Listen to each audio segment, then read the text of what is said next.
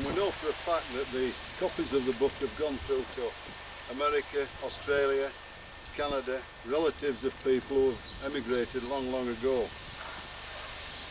This film is another effort to raise not only money, but interest in the village itself. The film will take the form of a walk through the village. We thought that this would probably be the best way of doing things. It will show places as they are now, and it will also show places as they used to be, through the wealth of old photographs that we've managed to obtain over the last few years. The walk itself will start at the bottom of Royston Hill on the A650 main Wakefield-Bradford Road, and will pass through the 41 junction on the M1 right the way through to Cargate. We'll see you there.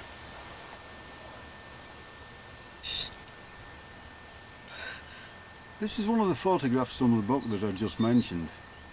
It shows the opening ceremony of the centre in April 1984. Local councillor Brian North, who's still a local councillor, is handing the keys over to the committee chairman, Peter Dawson, who was at that time the headmaster of the local primary school, with the committee members in the background. The centre itself cost £133,000, and this was raised with great help from Leach City Council and the MSC. Many events are still organised throughout the year in the centre, and many local groups, children's groups and other organisations find some advantage from using the centre.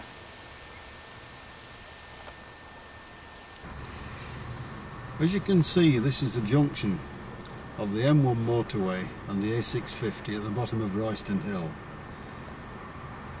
Traffic has increased enormously since the motorway went through in 1965. The motorway itself more or less split the villages of East Ardsley and Cargate, but there was at one time at Cargate, when the road was a turnpike, a toll bar. The next toll bar towards Bradford was at Woodhouse Lane Top, and there was a toll bar as well at Snow Hill at Newton Bar in Wakefield. Things have changed quite a lot since then, as you can see.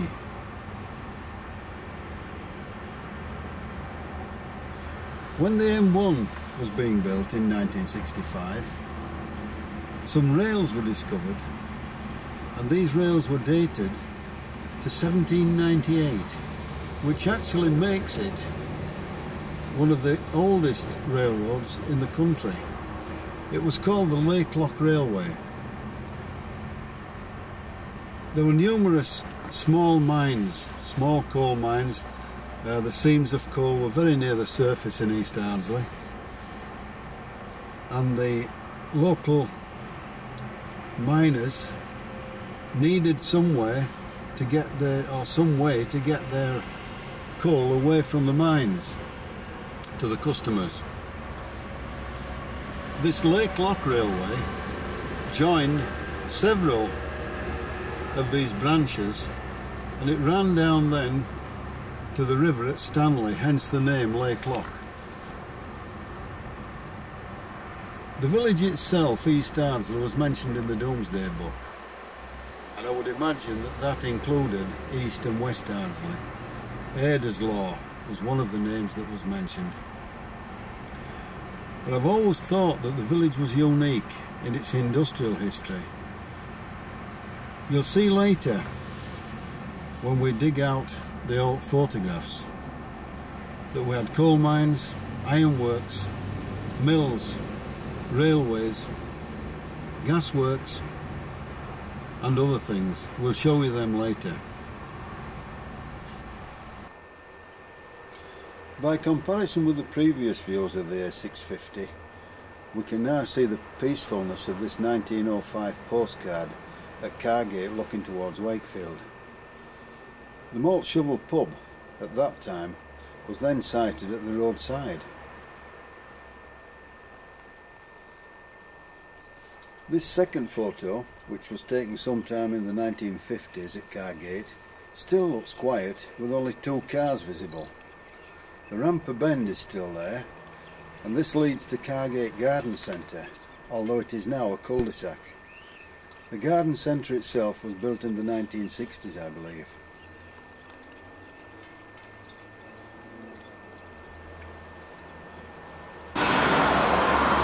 As we go further up Bradford Road, we come to the almshouses, or the homes for aged people, which were built in 1927 by Waterhouses, the builders.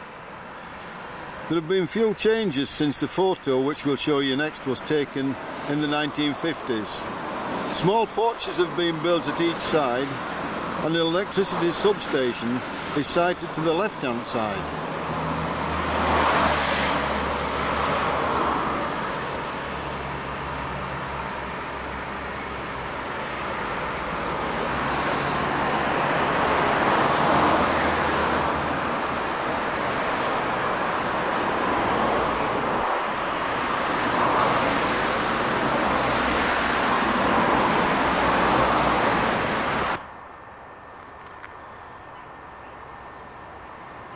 This is a view of Bradford Road looking down towards Wakefield, taken, I would think, in the 1930s.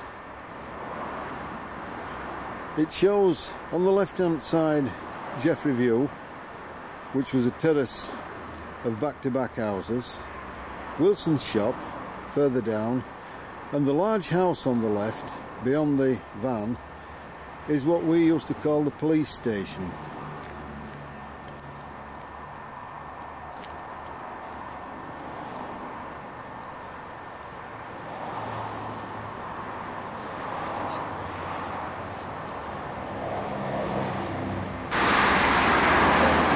This is the police station, or the old police station, as it is present day, traffic and all. We're told by Susan Broadhurst, whose father was Sergeant Greenwood, that the sergeant and up to 6 constables operated from this station. There wasn't a lock-up in the station, but kennels were situated in the yard at the back for stray dogs. The policemen patrolled an area which covered East Ardsley, Thorpe and parts of Tingley. The station closed around 1968 and is now a private house.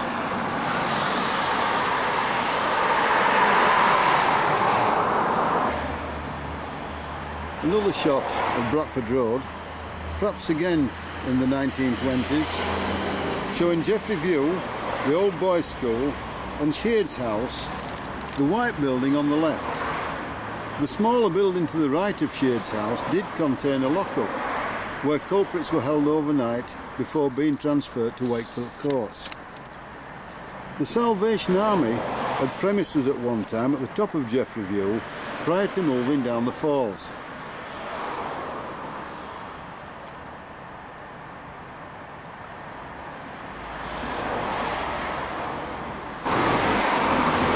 This modern shot of Bradford Road shows that Jeffrey View, the school and Shades House have all disappeared. In the place there is East Ardsley Business Court, which replaced the school, and the BP garage on the left hand side is new, and Jeffrey View, the site of Jeffrey View, is now covered by modern day houses.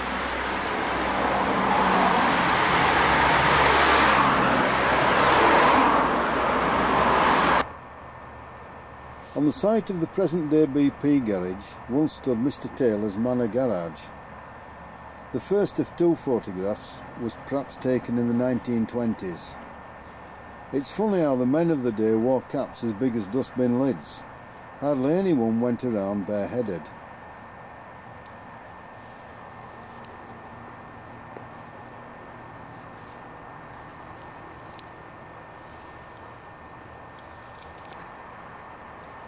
The second of the photos regarding Taylor's shows obviously one of his lorries.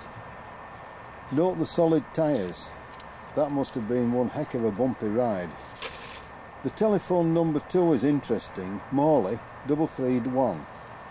The numbers later changed to Lofthouse Gate Exchange and much later Wakefield, although some East Ardsley telephone numbers have a Leeds Exchange.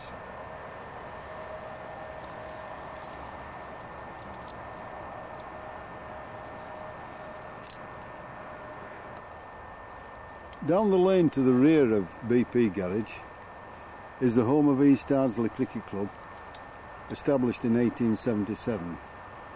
And we're just going to let you see now the extent of the ground, called the Jeffrey Field.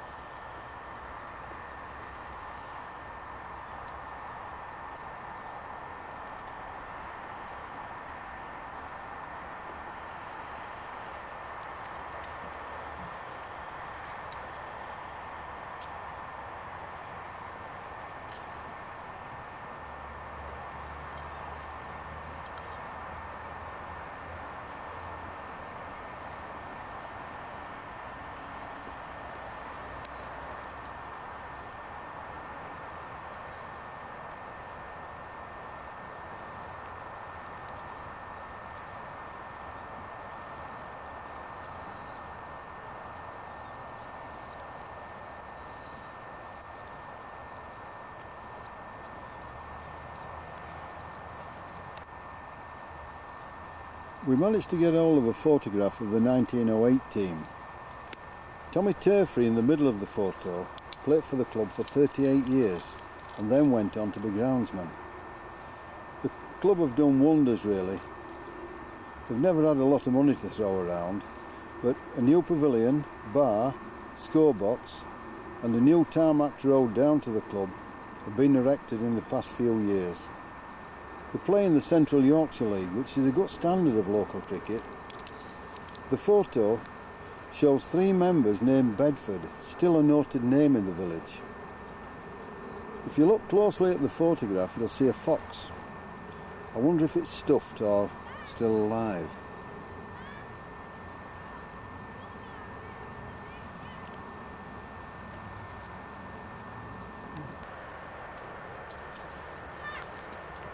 On the path down to the cricket field is where this photograph was taken in the early 1900s. It was Carnival Day, obviously, and one of the local doctors, Dr. Ewan, is shown with the donkey Kitty. In the background is again Jeffrey View. It would be nice to hear from anyone who knows the origin of the name Jeffrey, as it was used a lot in this part of the village.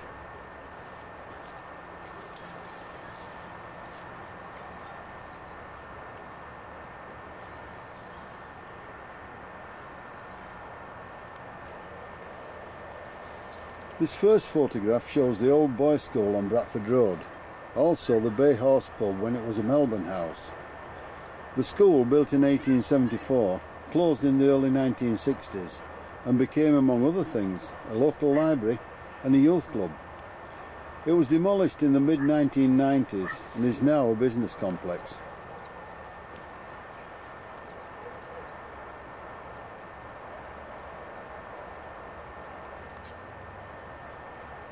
This second photo, taken in the 1920s and 1930s, shows boys standing in Main Street outside the school, a thing they wouldn't dare do today.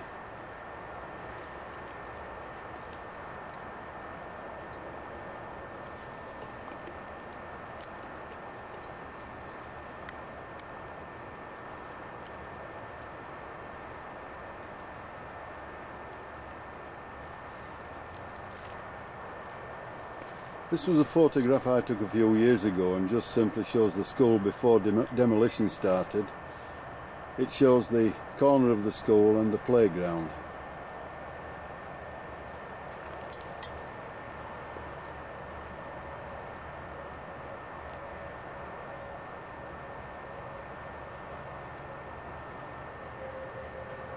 This shot, taken from the bus stop on the opposite side of the school on Bradford Road, shows the school with the tiles being taken off and the ready for the brickwork being broken down.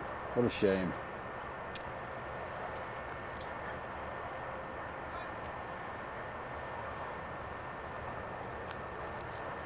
And finally this shows the 1874 headstone set into the wall before demolition started. It's interesting because it shows the word Ardsley chiselled out. This was done during the war to confuse German paratroopers or spies from knowing where they were. Signposts too were taken down to make it even more confusing. It was also confusing to anyone who didn't know the area, German or otherwise.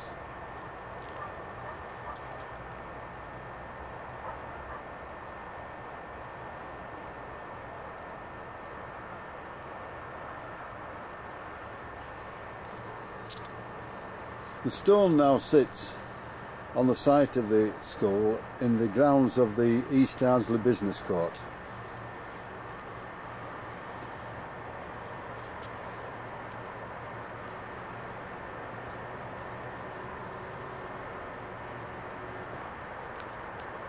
As we leave the cricket field and turn left, we come to the site of the Tryon Cafe, which is on the corner of Chapel Street and Bradford Road. Prior to the Tryon Cafe, Maurice Hodgson had this cafe. The photograph, I would say, was taken in the 1940s. What we found interesting on this photograph was the fact that there's a billboard for the Empire Cinema, and we thought at one time that it might have been the Empire in East Ardsley, which we called the Bug, but there again that was the new Empire. We found later that the billboard was in fact for the Empire in Wakefield.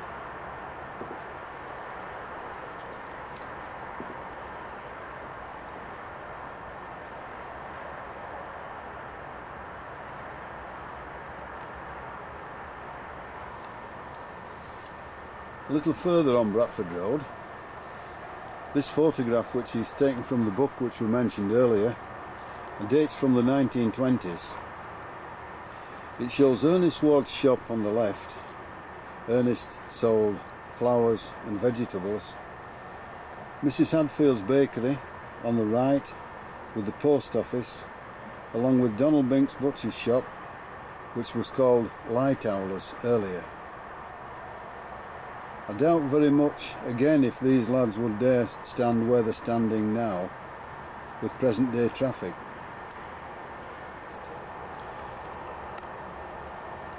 What would we do without old photographs? This one, printed in colour, was issued around 1920 and shows on the left the Oak Forge and Ernie Ward's shop, with Hadfield's, the post office run by Mr. and Mrs. Stokes, the butcher's shop and Eddie Batty's general store on the right. As you'll see, the road is not made up on the left hand side and looks particularly wide at this point.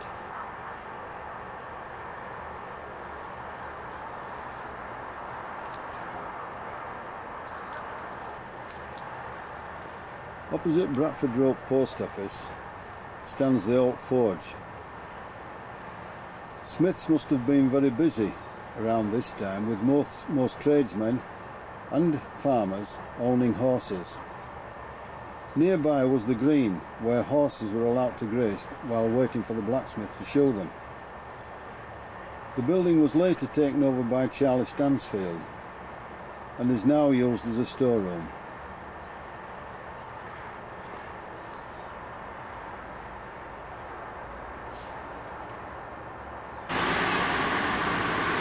By comparison, this is the scene today on Bradford Road in 1998.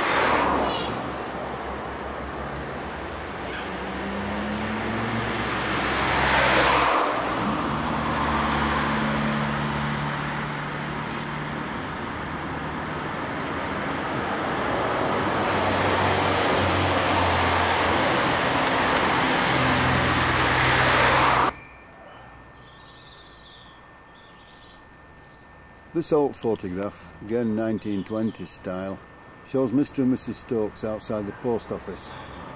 Not only were they postmaster and postmistress, but they also sold drapery and underwear, as you can see in the left-hand window.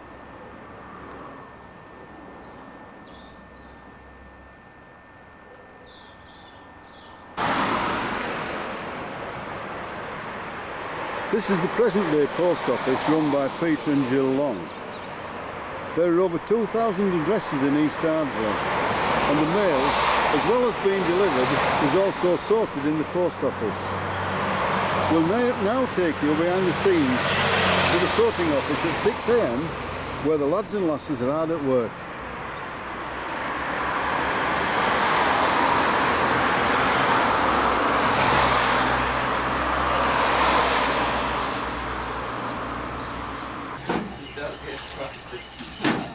We ended up printing. Are you filming? Are you ready? Wait a minute. I'm going to cook in the kitchen. You what? My mouth out to the blow kitchen at Marilyn Monroe's there. Can we get a fan?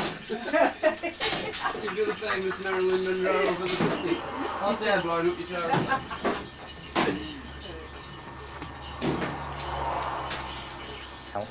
Go on, Linda. Go for it now. True now, that is then flat, is that? Sure. A little further up Bradford Road, going towards Morley, is the Esso garage at the end of Cherry Tree Walk. Prior to this, Mr Walker had a garage, mainly dealing in cycle and motorcycle repairs. This photograph shows Mr Walker's garage roughly in the 1930s. Cliff White also had a garage there after Mr Walker, but at that time the motor car had taken over. Ward's and then Green's had a fish and chip shop on this corner a few years ago.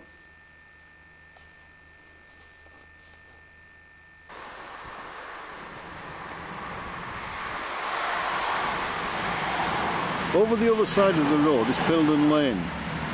This is the start of several nice walks over the fields to either Woodhouse Lane, Kirkham Gate, or even Renthorpe if you feel that energetic.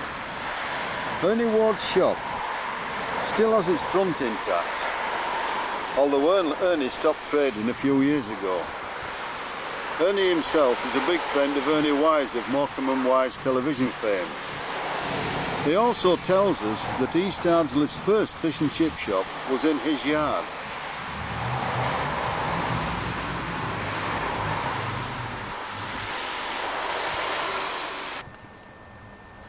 This is a fairly recent, well 10-year-old photograph of the Zion Chapel on Bradford Road. It's now the Carpet Mill. Its official title was the Methodist Free Church, and this building was opened in 1869 with later extensions. The chapel closed in the 1960s following the merging of the three village chapels. The firm of J.S. Bramley used the building for a while, then Micro Methods, and finally the Carpet Mill took over.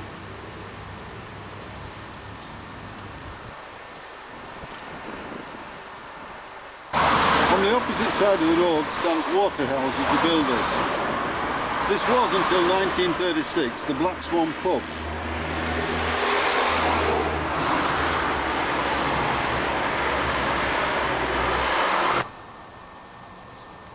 This photograph, taken from Woodhouse Lane corner in perhaps the 1920s, could show perhaps the pub sign on the left, the Black Swan that we were talking about earlier.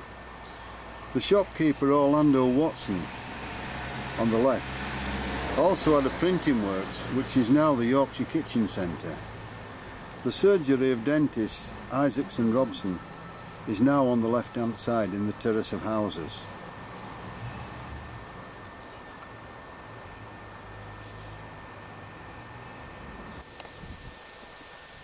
This building at the top of Sunnyfield, at the junction of Bradford Road, was in fact Orlando Watson's printing shop. It is now the Yorkshire Kitchen Centre.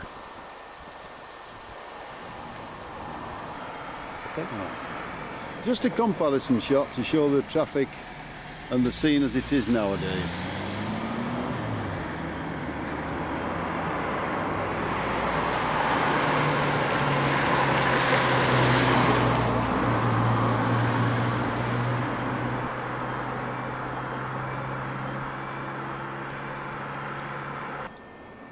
We're getting away from the traffic now to Woodhouse Hall, just down Woodhouse Lane.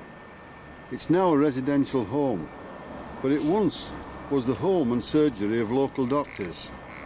Dr. Ewing, Emmett, and finally Dr. Wilkin. This picture shows a group of specials in the grounds of the hall during the 1914-18 war. These men were on essential civilian duties.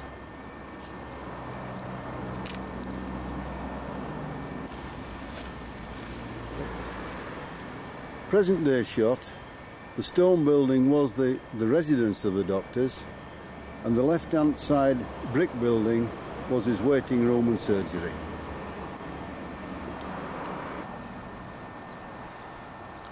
As we go further down Woodhouse Lane, we come to the village duck pond at the corner of Blind Lane. This has recently been cleaned out by Morley-based Groundwork Trust. Hopefully plant and pond life will return. At the very end of Woodhouse Lane, near the junction of Batley Road, there's an area called Who Could Have Thought It? This refers to a mining accident in 1809 when 11 men and boys were trapped by floodwater. Only 4 were rescued after 3 days' efforts to save them. Back in the late 1800s, the Reverend William Wood had extensive coal mining interests. One of his mines was situated near Woodhouse Lane Farm, and there is evidence all around East Ardsley of small mining concerns.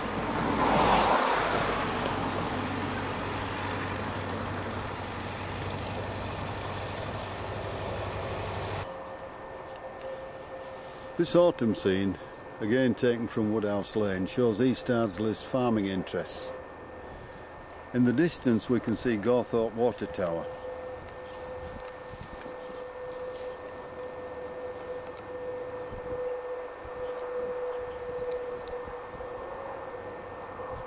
Further round coming into view is Ossett Church, and on a really fine day you can look right over towards the Pennine Hills.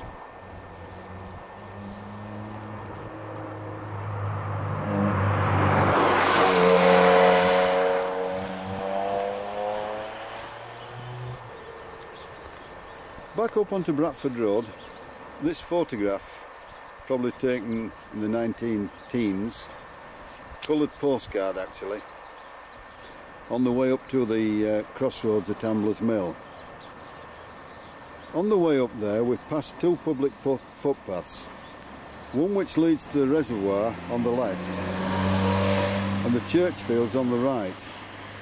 Healycroft Terrace, which was on the left hand side, was built by Robert Hollidays, the mine owners, for miners' families. It was affectionately known as Holiday Row or Double Sixes.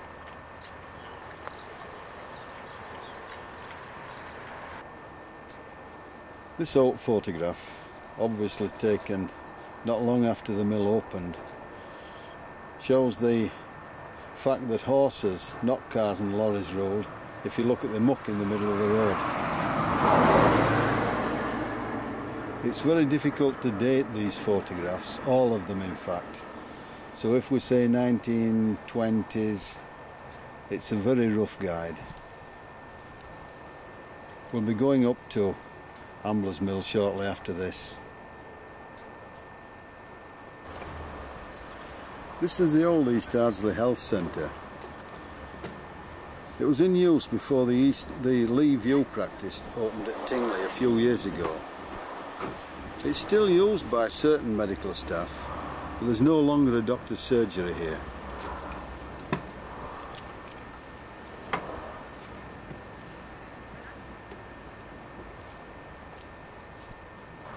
Yet another photograph taken from the East Ardsley book.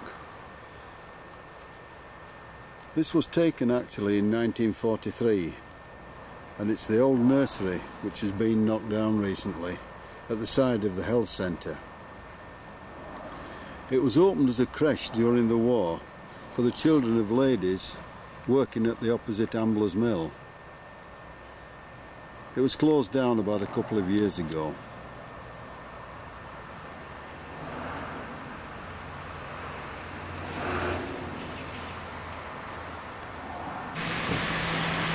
As you can see, the crossroads at Ambler's Mill are very busy, with several businesses trading in the area.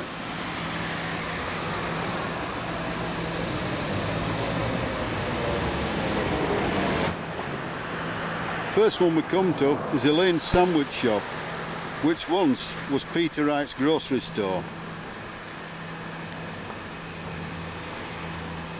We come then to Macahome, the mobile telephone shop, Anthony Kleinberg's Opticians, which my wife Maureen knows quite well, and the newly opened American Golf discount store.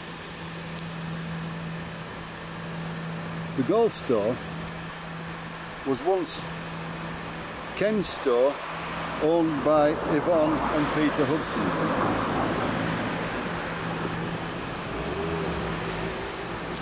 The mobile telephone shop, on the other hand, and the opticians were once owned by Mr. Wynne. His gents' hairdressing store was on one side and a ladies' salon on the other. Buckley's Chemists also occupied one shop a little later on.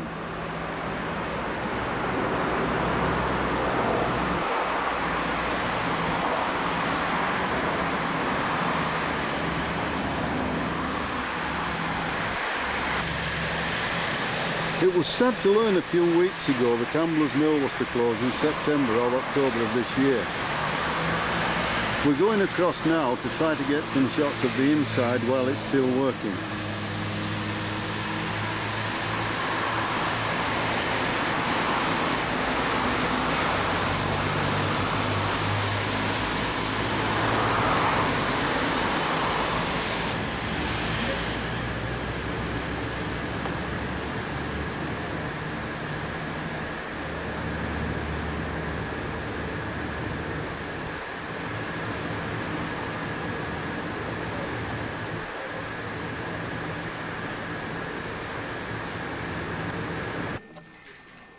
The mill opened in 1912 and has provided employment for many East Ardsley and Tingley families.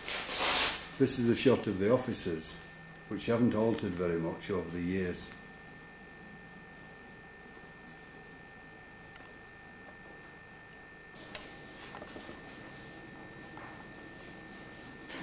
Well, not for much longer. There's probably only about that now. We're closing down sharply. Okay, bye.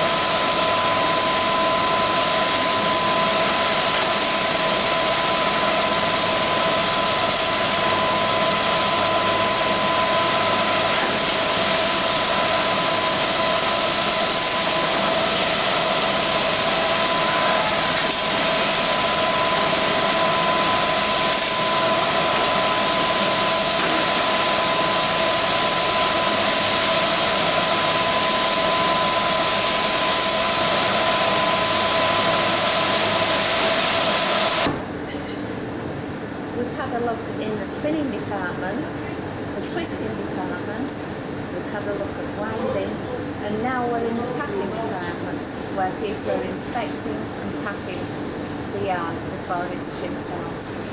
Well, that'll be exciting to get a box over it.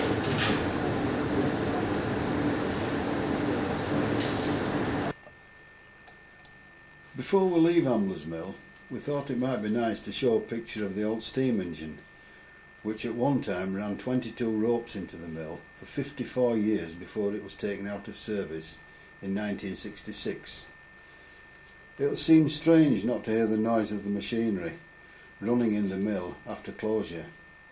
Let's hope that employment is found by all the workers who want it in the near future.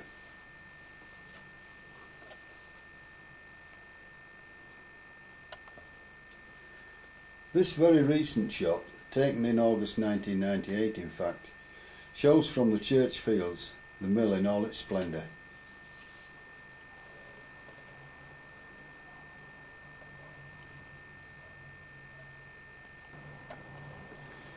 This aerial view of the area, taken sometime in the 1950s, shows the crossroads. We can see the huge bulk of the mill itself, along with the offices, canteen and the engine house. Houses along Common Lane include Milroyd, Coronation Terrace and East View. On the corner stands the post office, which has been in the Loring family for some years now. Pit ponies can be seen in the field alongside the Plate Road, and the Fanpit engine house can be seen top left. To the right is what is now PJ Fisheries, which was once owned by the Bloomfield family for quite a while.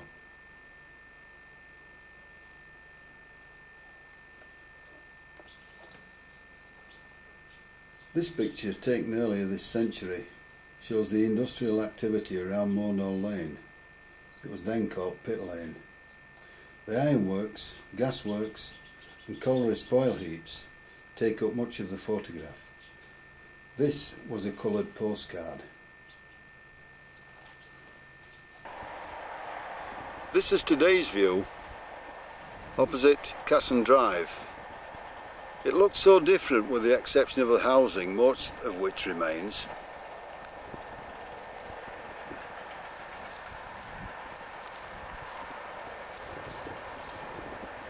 From the left we can see the Thorpe Hotel, which is now named the Falconer's Rest.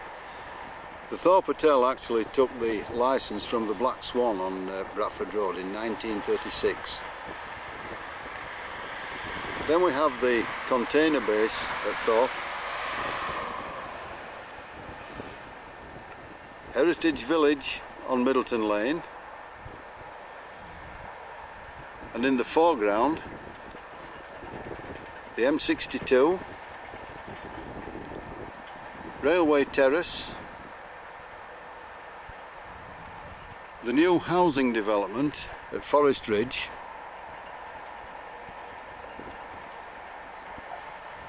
the spoil heaps which are now well wooded,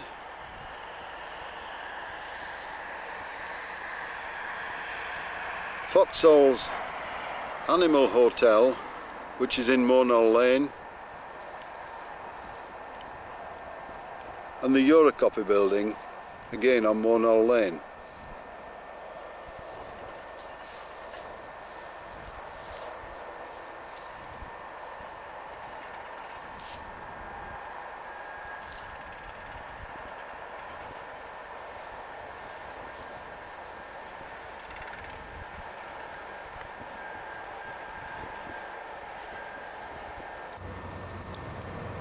Further down Common Lane are the headquarters of East and West Ardsley Allotments Association, who are celebrating their 60th anniversary this year.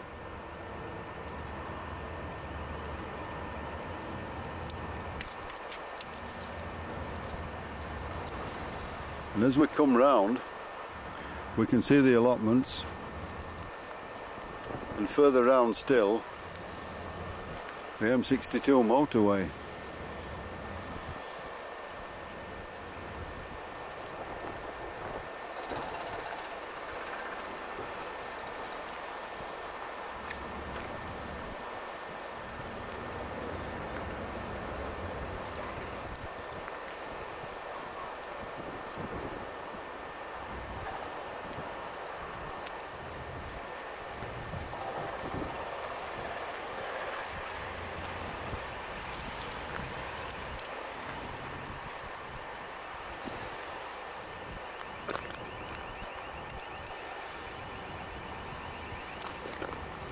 The Old Co-op building was once a grocery store.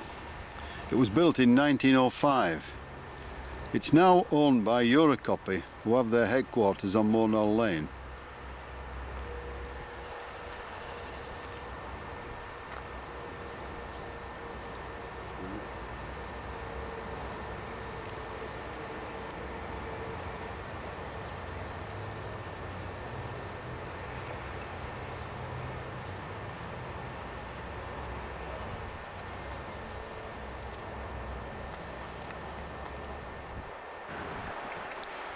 The Railway Pub was once the headquarters of East Ardsley's other cricket team, the Railwaymen, commonly known as the Loco.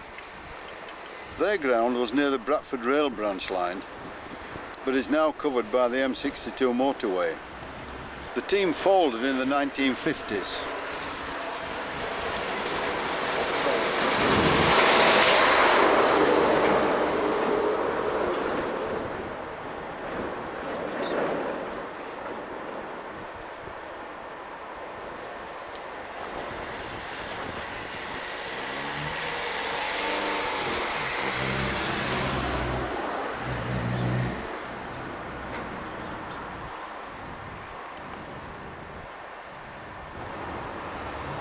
The new housing development off Common Lane, Forest Ridge, is built on the site of the old ironworks, which opened in 1867 and closed in the late 1920s.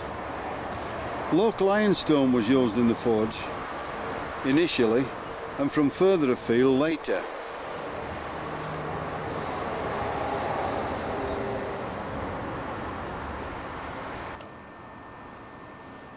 This is a group of ironworkers taken in the 1920s.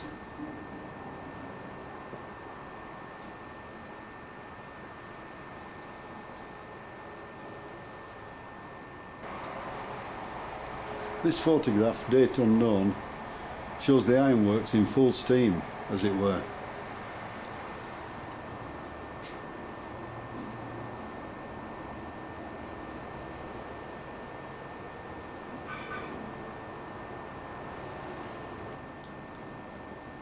In 1908, there was a massive explosion at the ironworks and 5 people were killed. Postcards were issued to aid relatives of the victims.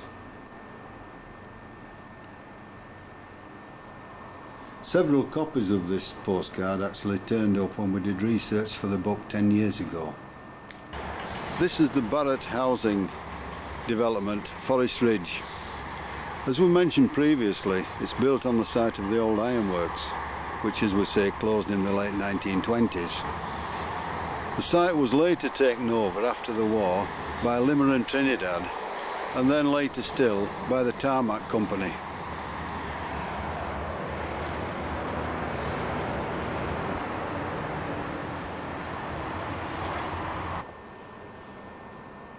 Yet another postcard which shows the close proximity of the ironworks to Ardsley Station. Probably taken 1920s, 1930s, again we're not quite sure.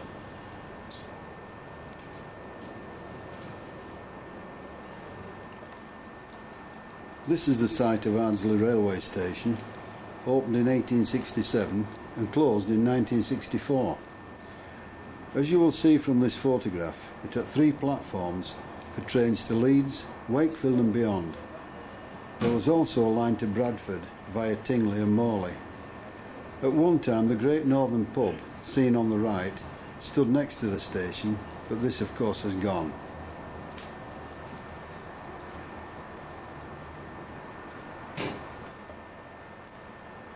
This shot shows an express train coming in from Leeds, just approaching Leeds, the Ardsley station. On your left are what used to be called station cottages, and at one time Ernie Wise, again of Morecambe and Wise fame, lived in that house, one of those houses. To your right you can see Middleton.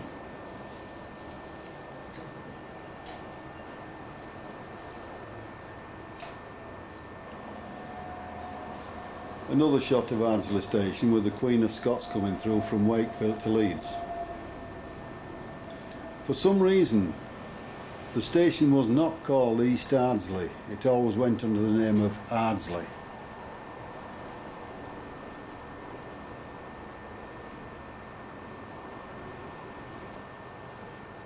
This is another photograph that we're not quite sure of, it's a real mystery. We have another photograph similar to this one, and the caption is "Soldiers on Strike Duty 1911. We don't know what the strike was, whether it was a national strike or just a strike at the local colliery or whatever. So if anyone knows, please let us know what this was all about. Soldiers on Strike Duty 1911.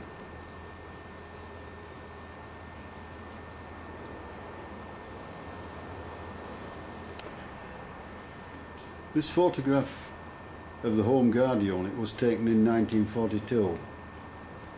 The men mainly came from the railway area, Railway Terrace, the Falls area. From these areas, of course, most people did actually work on the railway.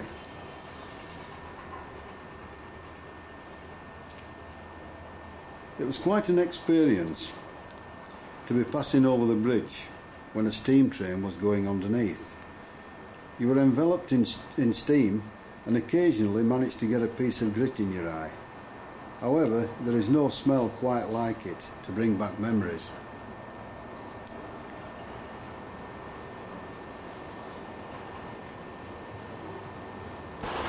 This is the site of Ardsley Station. And we can compare this with the photographs that we've just seen.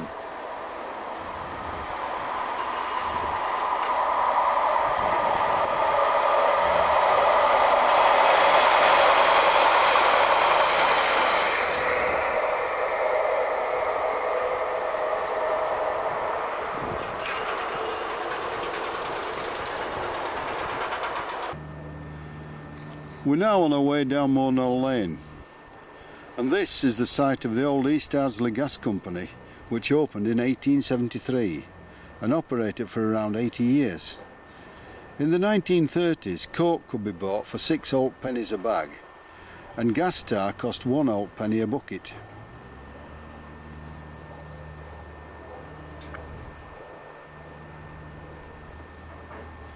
The gasworks yard was the meeting point for a section of the ARP during the last war. These men and women came from this part of the village, Railway Terrace, station cottages and all around there. The main headquarters were in the White Horse Hotel stables.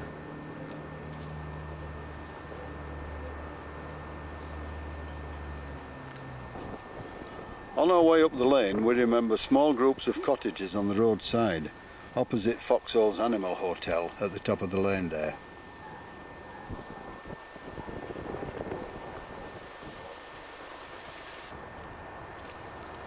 On the left is the site of East Ardsley Colliery, which was sunk in 1872 and closed in 1968.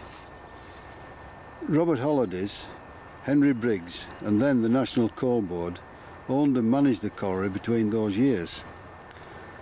Our first shot photograph shows a general view of the pit yard.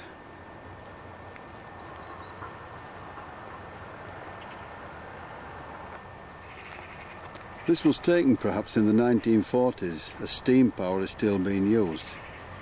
I remember that occasionally, after about 7 winds, the engine ran short of steam and the cage of men was left dangling in the shaft until steam pressure was built up again. The 8th end was the one to avoid. A downcast shaft in winter was not the place to be left hanging.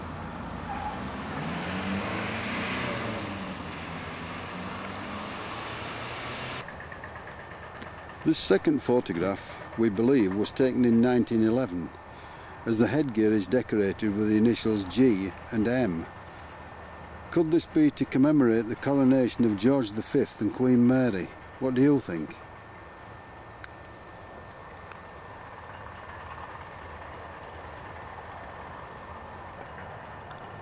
Cliff Warren, one of East Ardsley's colliers, was featured in the Coal magazine in the 1950s. It shows the old system of roof support before the pit was mechanised.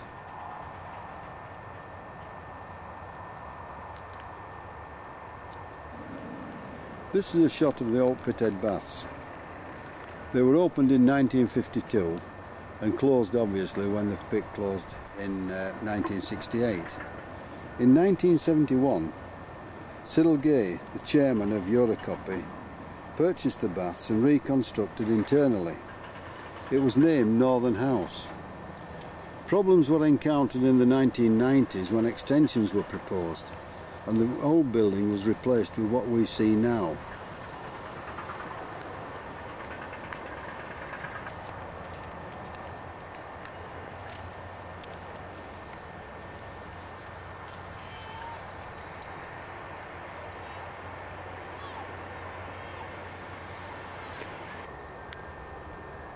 The only remaining reference to the colliery is the brick powder magazine next to the plate road.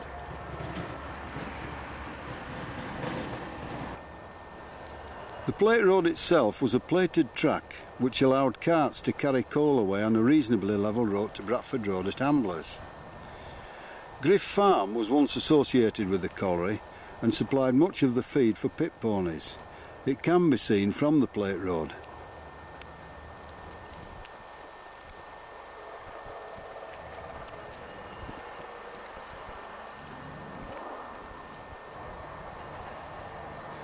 This is a super shot of Griff Farm farmyard, probably in the early 1900s.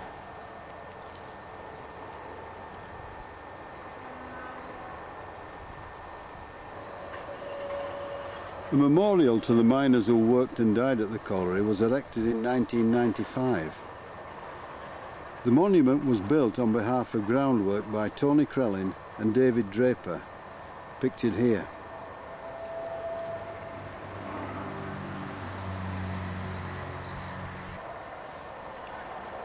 The memorial itself was unveiled in May 1995 by the Lord Mayor of Leeds at the time, Councillor Peggy White.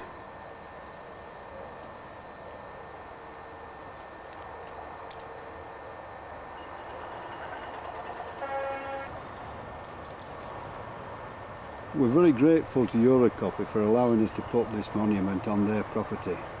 This was the closest we could get really to the old pit site.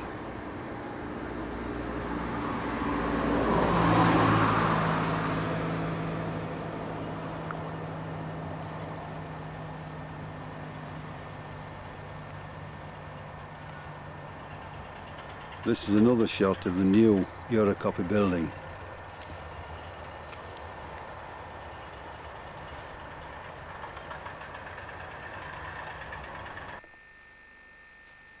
Looking down Monall Lane early this century, the colliery, 2 farms, ironworks and the spoil heaps have gone. New developments over the past 30 years include Knoll Park, Monall Close, Monall Drive and the Buckthorns to the right. New Lane on the left is one of the older residential areas.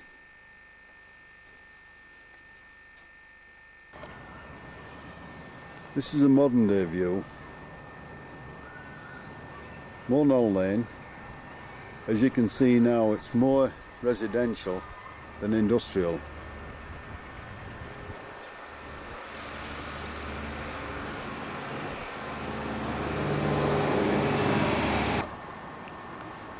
We've diverted a little and made our way down the falls towards the railway bridge on the way to Thorpe. The scene now is totally different to the one that we're showing next, when the railway was in full flow. To the left are the hilly fields and the Nook fields on the right. These were our playgrounds in the past.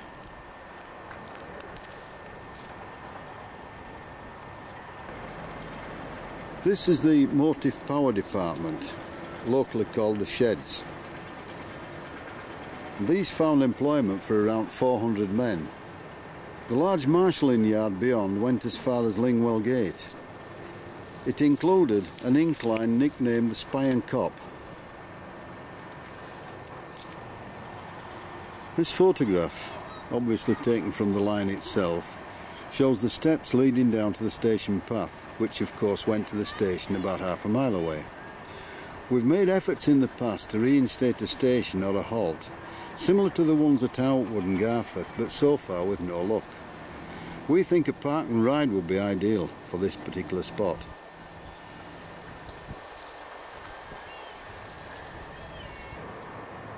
I'm a bit of a sucker really for pictures of steam engines, and this one was taken in the sheds.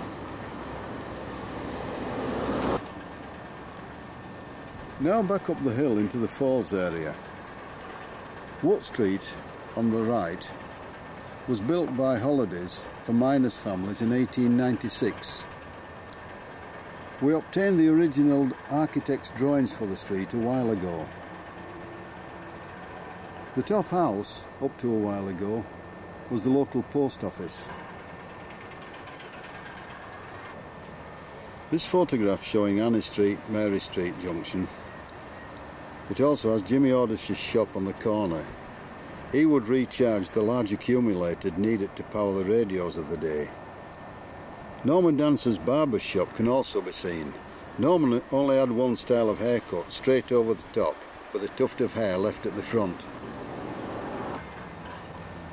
This is another view of roughly the same scene, but taken a little bit earlier.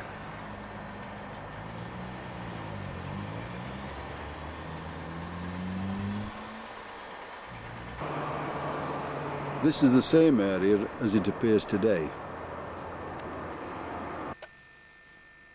This old photo looks up the hill to St Gabriel's Church. The church has been split into two, a church and a youth club. It was opened on April the 3rd, 1889 by the Bishop of Wakefield and was built to accommodate the increased population in the Falls. Total cost of building was £1,557 3 and 6pence, and the debt was paid off by January 1890. The present Chinese takeaway, Uncle Lau's off picture left, was once Malone's Bakery. The general store lower down was run by Lewingtons for a few years. The picture framing business at the end of Queen Street was once a Co-op grocery store, where sugar was sold in blue bags.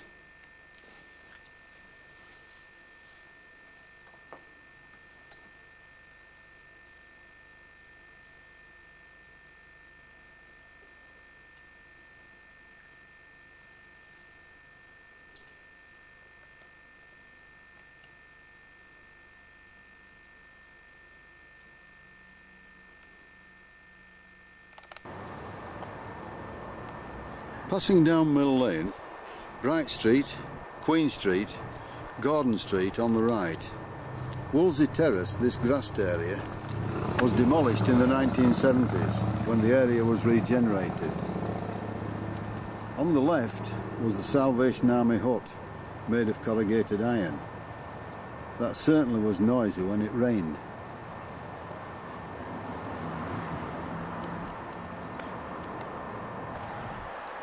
On the right is the paddock, our football and cricket field in the 1940s and 50s. And lower down is McGregor's Motor Spares.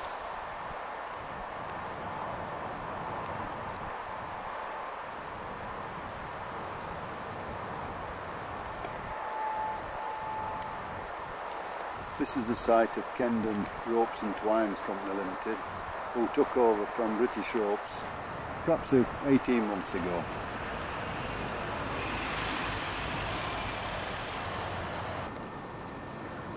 This is just a general shot of the area known as the Low Streets. Simpson Street, the Oxford Streets and Pawson Street, with Cardigan Terrace on the left.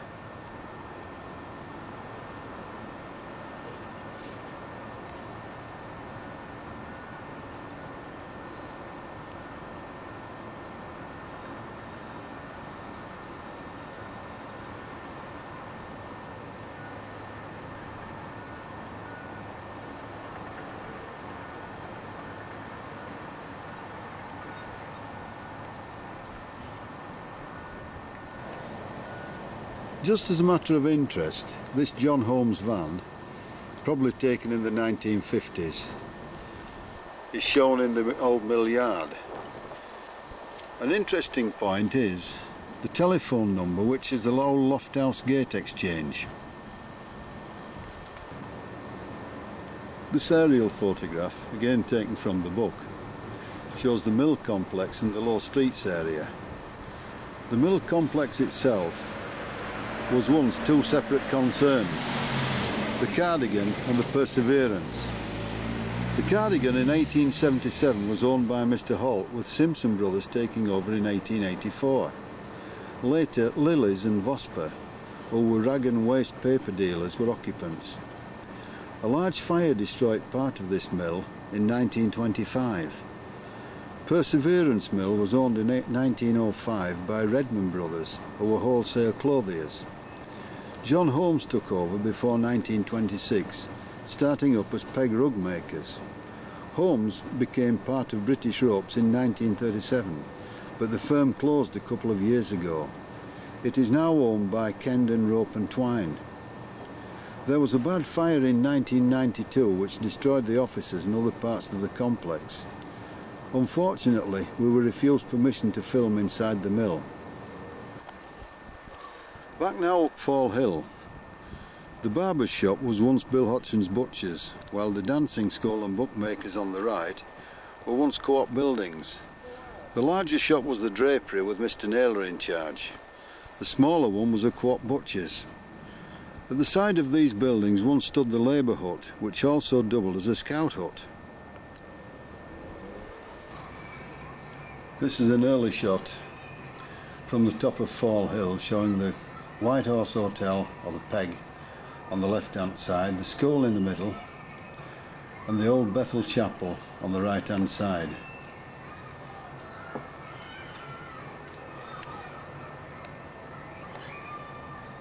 This is a poor photograph, we realise that, but it is the first landlord of the White Horse Hotel in 1882, and that's when the photograph was taken. We apologise for that.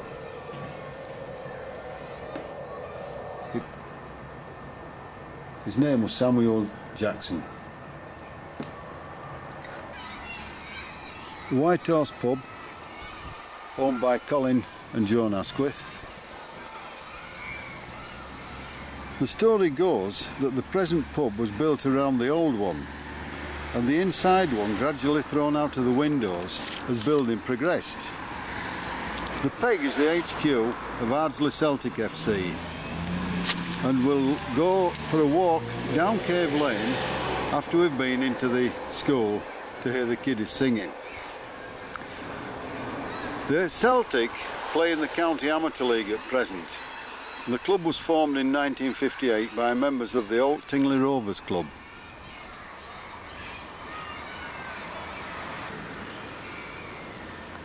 This is a very early photograph of the primary school. In our day it was called the Girls' School, as opposed to the old boys' school which was down on Bradford Road.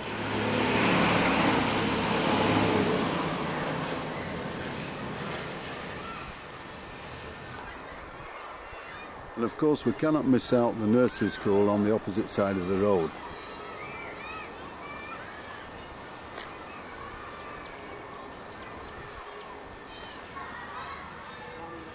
This is a shot of the present day primary school, which was opened in 1892.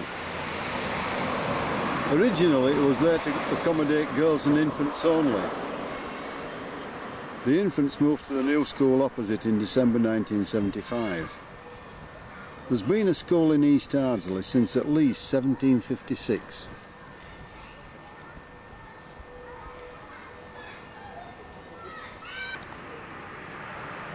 This is the foundation stone of the Fall School, which of course is now the primary school. Stone was laid on the 25th of July 1901 by the chairman of the board, Eli Simpson. As you can see, Ardsley has been chiselled out. Again, this was similar to the one down at the old boys' school, just to confuse German spies during the war.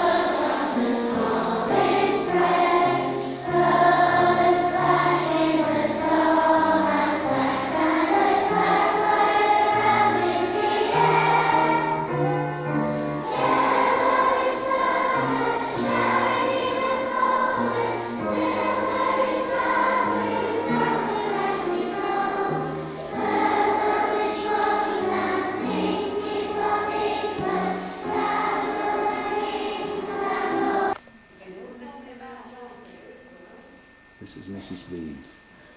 Hard at work, as usual.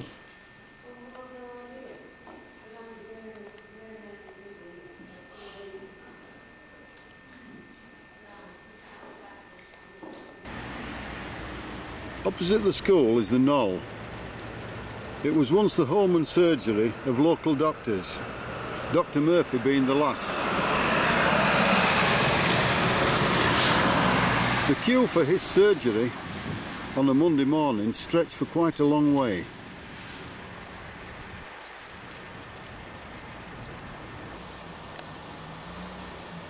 The Bethel Primitive Methodist Chapel stood opposite the primary school. This photograph, taken 10 years ago, 1988, shows the Bethel Chapel being demolished. The stone from this building was then turned into 2 private houses on the site. Land opposite the primary school was purchased from the Earl of Cardigan in June 1892. Foundation stones were laid in July 1893. After closure, the chapel was used as business premises for a time.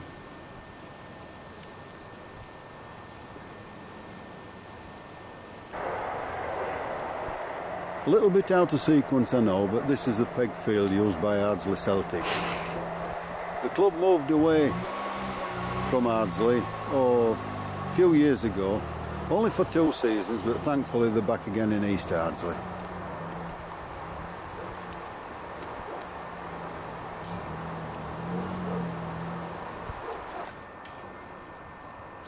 As we come along Main Street, we come to the Betford Arms, third of the pubs in East Ardsley. This picture, taken in 1899, shows Mr. Binks, the landlord of the time, stood outside roughly where we're going to show you this next live shot. A row of shops was once attached to the Betford on the roadside, and cottages behind it. Now, of course, the Betford stands alone.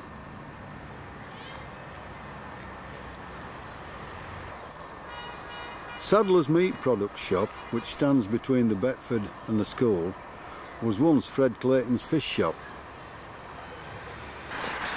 Yorkshire Fencing's property is on land once owned by Joe Steele, the taxi owner and one-time cinema owner.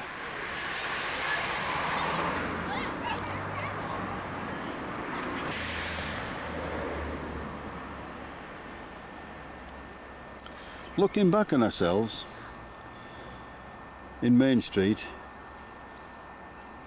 looking towards now the Knoll, and it shows Parson Hill Club, which is now used by the Microform firm.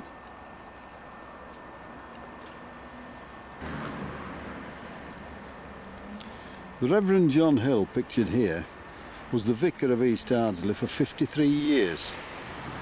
He initiated many new projects in the village, including the Sunday School, the new church in 1881, St Gabriel's, and what is known as Parson Hill Club. More information on Parson Hill is available in the East Ardsley book. Opposite the present-day community centre stood a group of 4 shops. This picture is of Walter Day's cobbler's shop. He was one of 3 in the village. The other 3 shops were Mrs Cooper's Sweets, a newsagent's and a hairdresser's. Just round the corner from these shops was the new Empire Cinema, locally called the Bug. This is a shot of the projectionist Alf Sidebottom, taken in 1951. The cinema closed in 1958 and the building is now used by Aerials for Industry.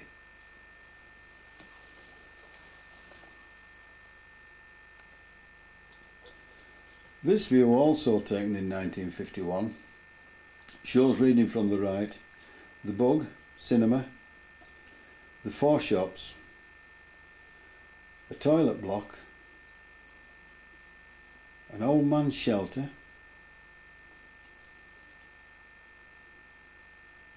the Co-op reading room,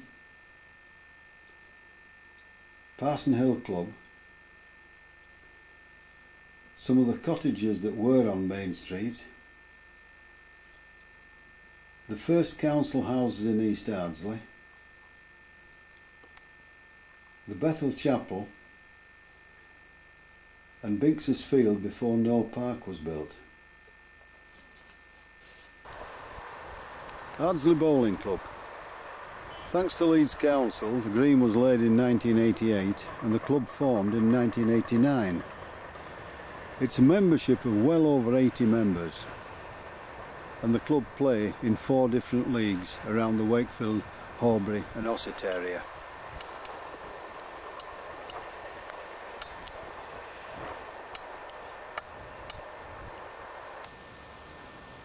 This was one of Parson Hill's major projects. Prior to 1881, the church was in poor state of repair. So in 1881 this church was built, the present one that you see now.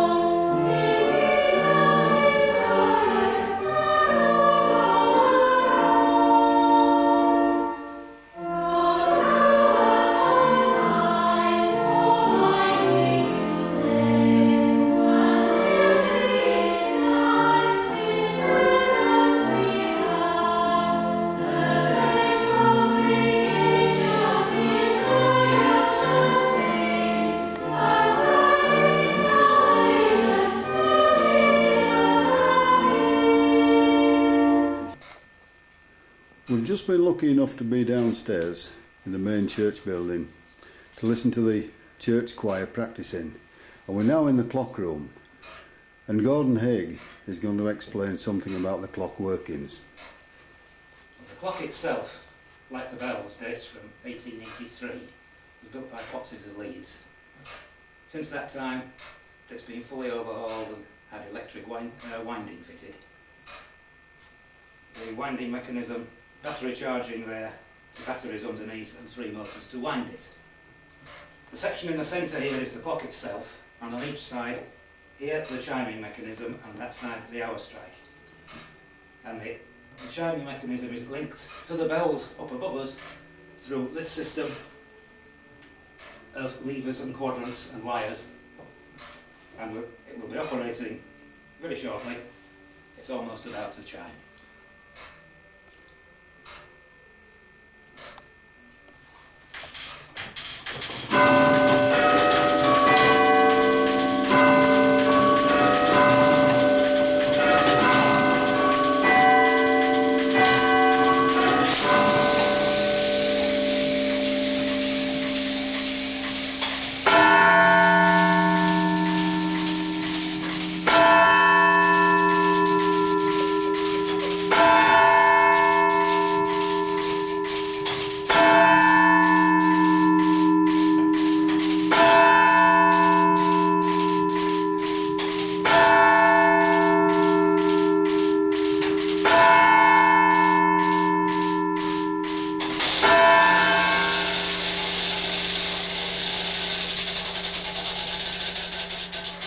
It's a good job it won't.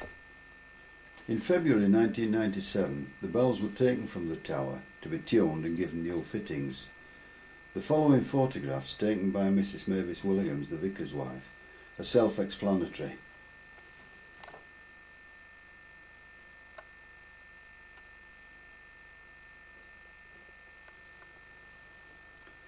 As you can see, the 1-ton bell only just squeezed through the Norman archway.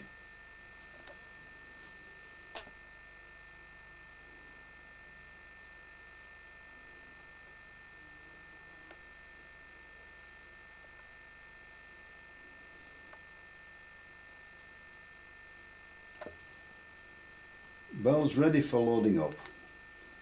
On November the 30th of 1997, a Thanksgiving service was offered in the church to commemorate the return of the bells.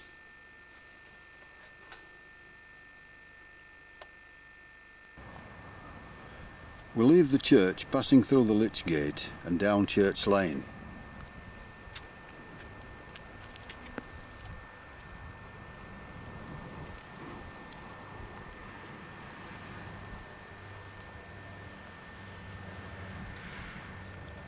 We also passed the Sunday School, built in 1877, with later extensions in 1897.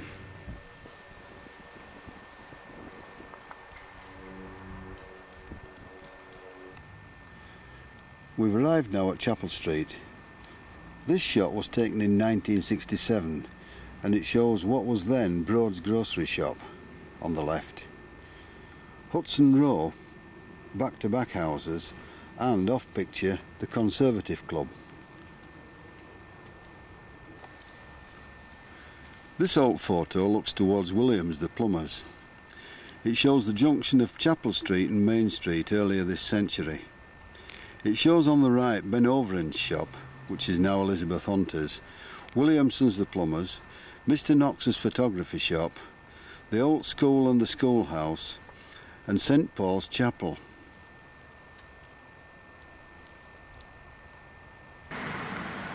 We're now filming from the site of Williamson's, now the Methodist Church car park.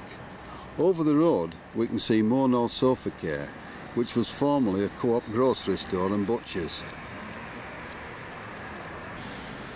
This is a photo of the Co-op staff in the 1950s.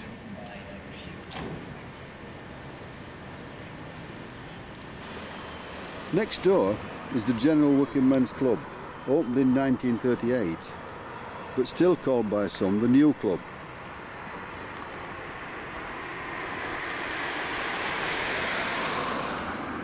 The fish shop was once owned by Willie Brooke and then the Nobles, but it's now run by the Mercers.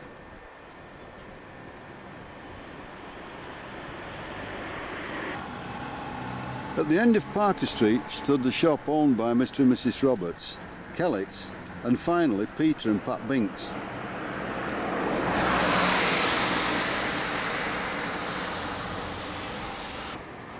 As mentioned previously, this is Mr. and Mrs. Roberts outside the shop, sometime in the 1920s.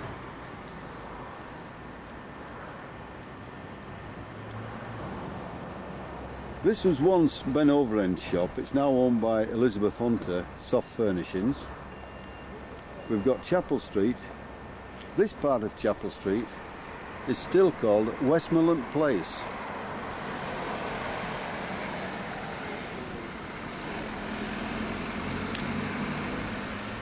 And as we move round, we come to the Conservative Club, or the Connie Club as everybody knows it, but to many it's still the Tickle Belly.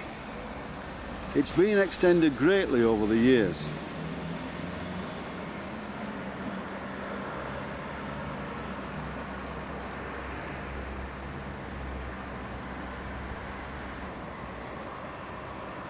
We're seeing now the Methodist Church, which was once St Paul's Chapel. It was formed by the merging of St Paul's, the Zion and the Bethel in 1966. Let's now have a look inside. As you can see, people are very welcome at the Methodist Church.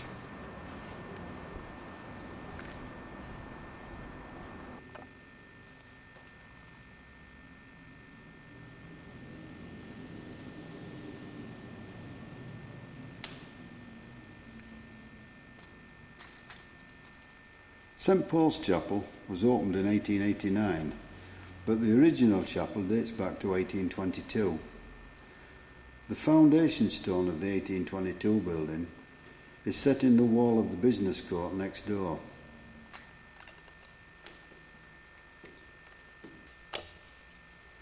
This is a page from the 1881 Wesleyan Methodist Baptismal Register.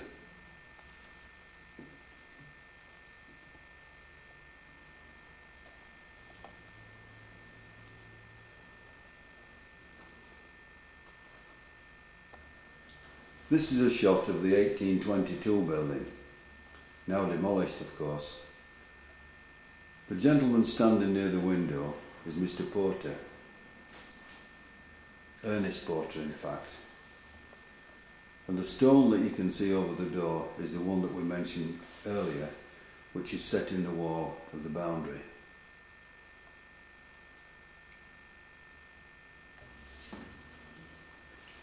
(1940s). It's a homemade production by members of the chapel, Cinderella.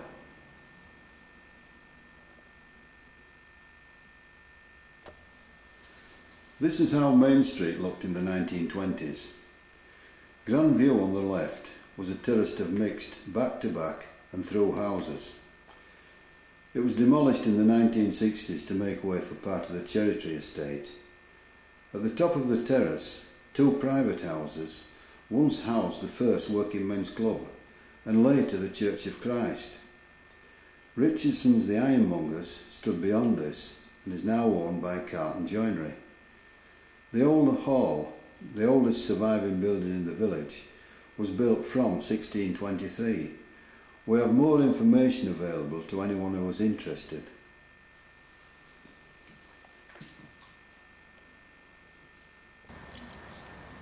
Today on the right we see the video shop GW Electronics at the end of Lawns Terrace.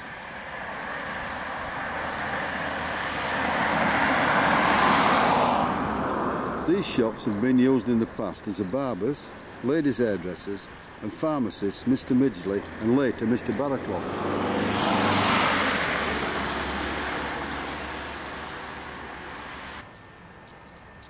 We can't pass by without having a modern day shot of the old hall, lovely old building. This is a view of a catching shed where rhubarb is forced. Rhubarb growing is still a very important industry in the village, and local growers include Jim Horty, Jeff Kellett, Richard Broadhead, Thomas Menmuir and Derek Appleyard.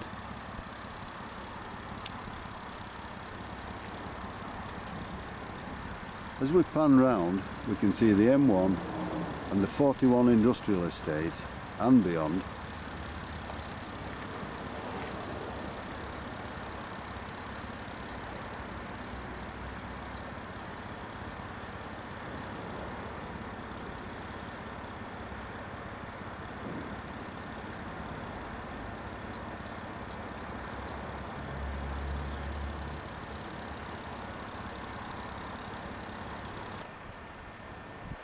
This is Mr. Sanderson's shoe shop earlier this century.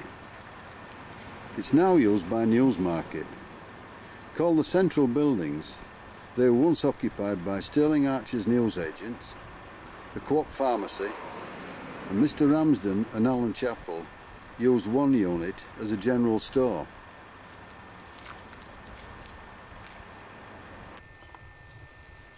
Before our walk ends, we thought it only right that we visit the War Memorial in the churchyard. It shows that 70 men from the village died in the First World War, 16 during the 1939-1945 conflict, and one lad in Northern Ireland. We must never forget them. We can now have a look at the village from the church tower.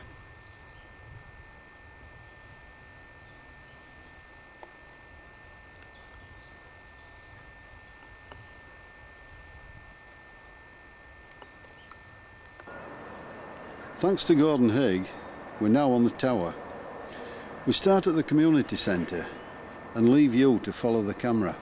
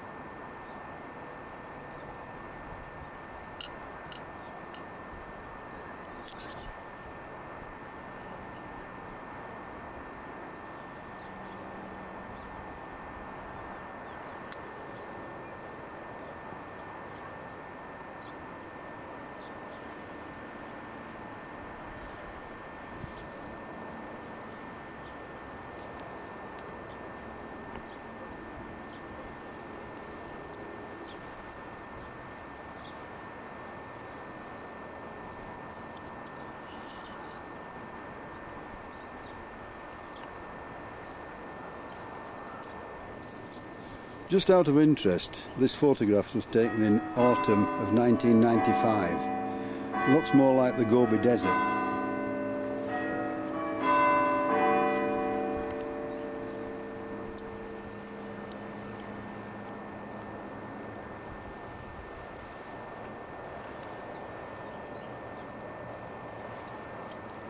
And this is how the reservoir looks today.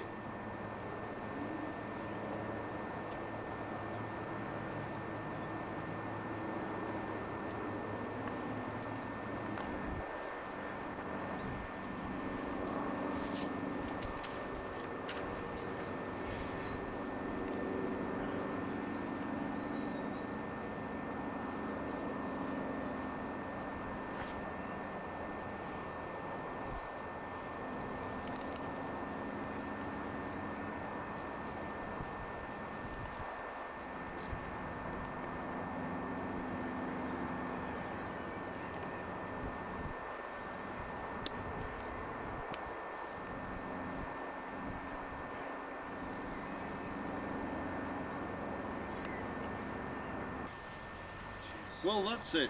We're back where we started at the community centre with members of the present committee behind us.